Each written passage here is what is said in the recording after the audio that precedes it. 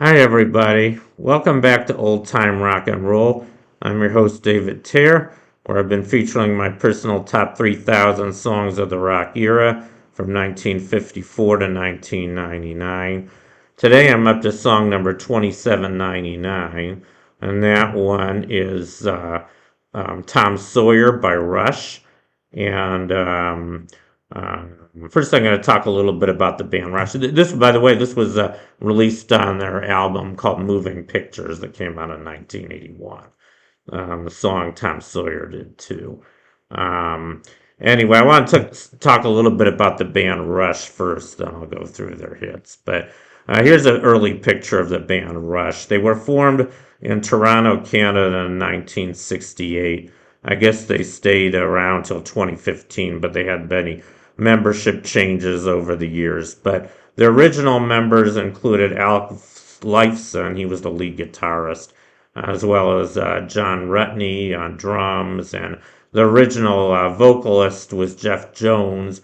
He also played bass guitar, but he was quickly replaced by Geddy Lee, who also played keyboards. So anyway, that was the original lineup of Rush.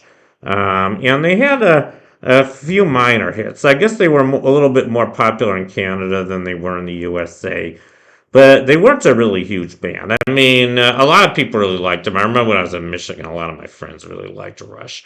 I was never really all that crazy about them, actually. They're okay, but anyway, they had six top Hot 100 hits in the USA.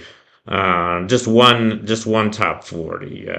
But their hits were "Fly by Night." That was their first hit. That was released in 1975. That went to number 88.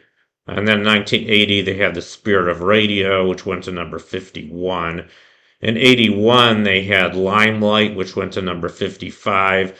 The song I'm featuring today, "Tom Sawyer," which went to number 44. And "Closer to the Heart," which went to number 69. And in 82, they had their only top 40 hit, which was "New World Man," and that went to number 22.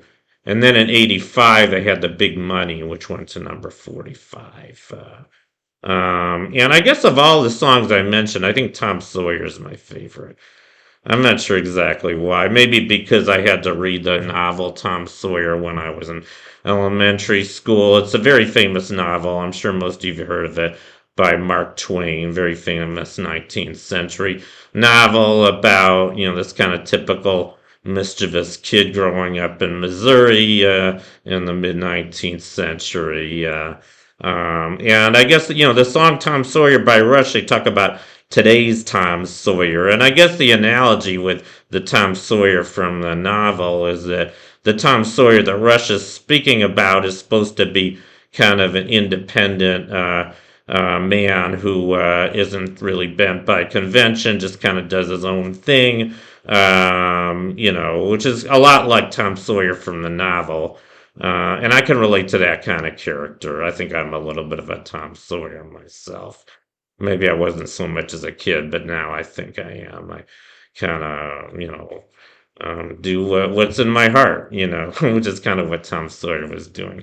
But, it's kind of funny. I mean, like I said, I'm not a huge fan of Rush, and I don't know exactly what they're singing about in Tom Sawyer. They say some weird things like his mind is not for rent to any god or government. I guess they're just saying he's not bowing to any social norms.